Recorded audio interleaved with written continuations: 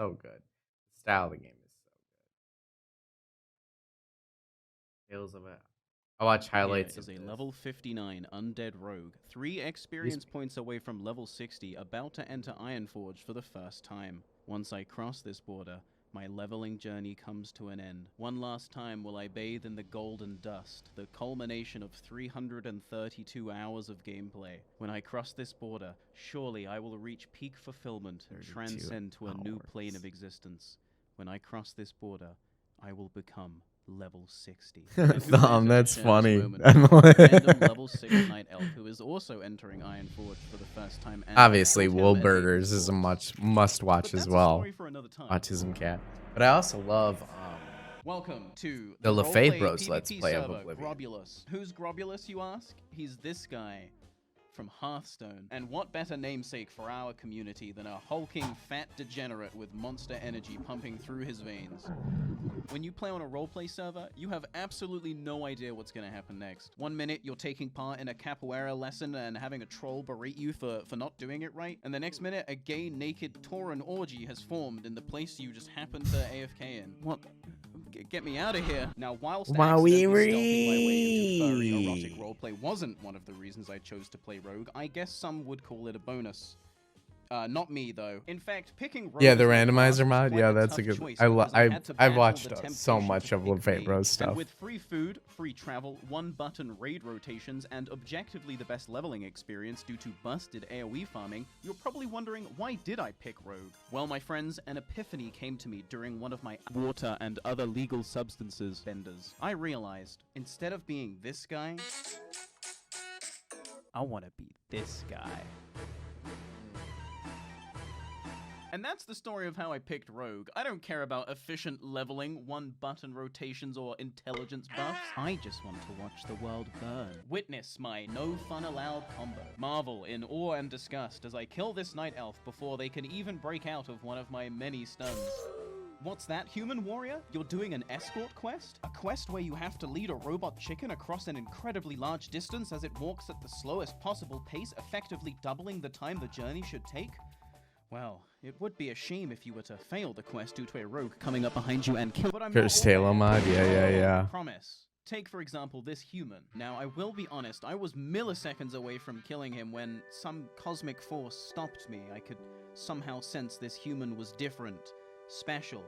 So I followed him. I don't know how it happened. He was supposed to just be another kill, and I really, truly was planning on killing him, but then... I think I did, Redeemer. The inscription one, right? Holding hands and watching the stars together, and I tell him my deepest, most personal, intimate secrets, and he responds, "Thanks," in the most adorable human accent I've ever heard. And I know that he couldn't understand what I was saying, but this moment cemented our friendship. Our connection had transcended language and faction, and such a bond, no doubt, is worth protecting above all else. I could sense this human had something. Yeah, it's there. It's there, Redeemer. That my purpose, as dictated to me by the hand of fate, was to get Kuman the Human where he needed to be. And so we traveled through Ashenvale together. I defended him from the aggressive wildlife, and in return, he talked down an angry, racist night elf who attacked me, eventually winning him over to my side. I don't speak human, but I can only presume Kuman told him I was friendly.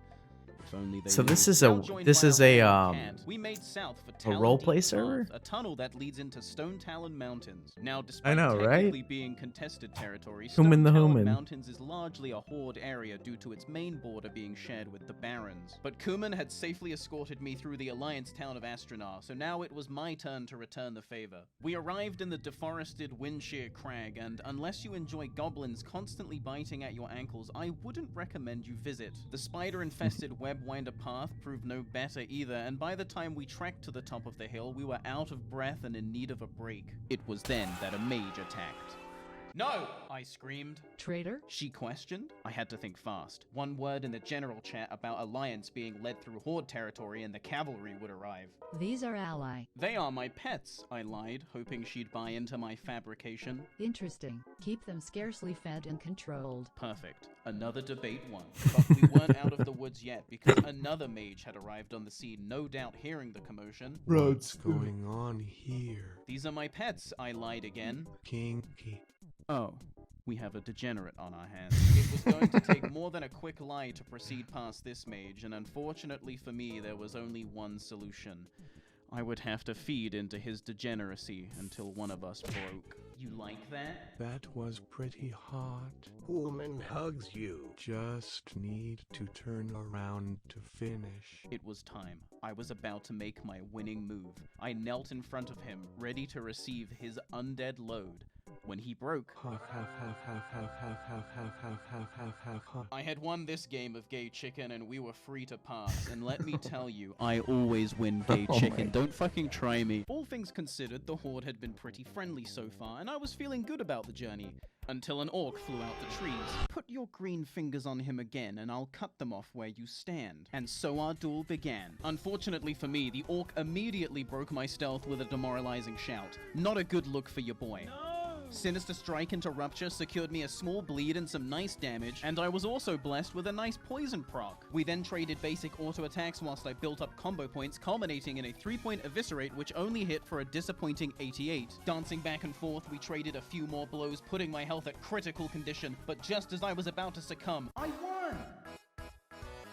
Of course, I calculated the duel so that I would win with just a sliver of health. It was meant to demoralize the enemy. That's also why I didn't use any cooldowns. I definitely didn't forget that I had them. The rest of the journey was relatively uneventful. We continued north to Stone Talon Peak, and once we arrived, Kuman started motioning towards the Flightmaster. I knew what this meant. Our journey had come to an end. It was time to say goodbye.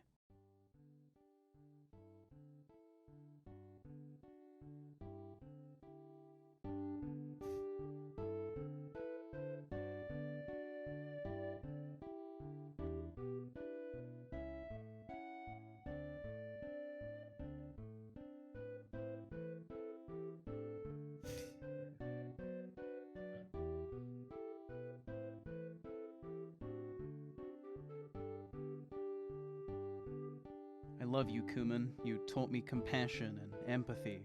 No longer will I just mindlessly attack every Alliance player I see. From today, I am a changed undead.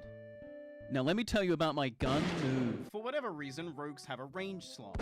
Now you can equip a bow and it will work just as well, however, it's way funnier to have the gun because the gun is loud. The little hit marker sound was actually so here's good. my meme. I leave an Alliance player low and I create distance, then I line up my shot. If I misjudged their remaining health, they live to fight another day. But if the stars are aligned...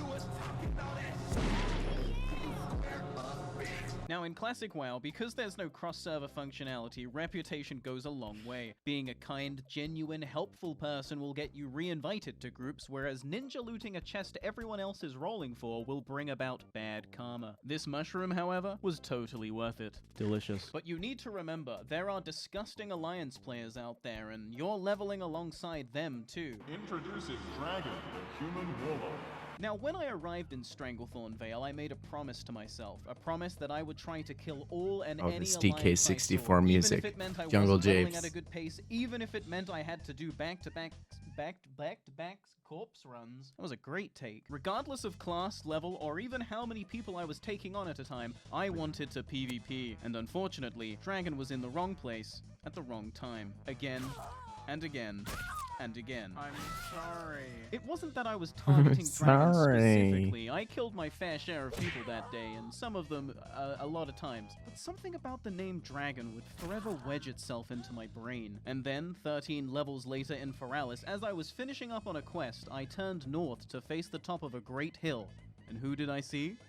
Dragon. Of course, you already know what the fuck it is. I followed Dragon down the hill and back into the cave I had just come out of. That's when I hit her with my This patented song "No has fun a allowed" funny cover. She called for a mod, but no mod came. I know all Then the lyrics. I left the cave and perched above the entrance like a bird of prey. If you haven't already guessed by the way I'm maintaining vision of her corpse, yes, this time I was specifically targeting Dragon. Eventually, minutes later, the corpse would become a skeleton. Showtime. I swooped down behind her like fucking Batman and interrupted her summon. No Voidwalker for you, bitch! And then she fucking died. How on earth did that happen? A few minutes later, she returned, this time creating enough distance to summon her Voidwalker.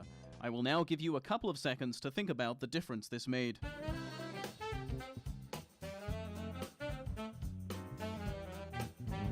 None. The answer was none. However, on the next resurrection, Dragon managed to mount up and run, and with that kind of head start, there was no way I was catching up now. The camping dream was dead. It was time to admit defeat.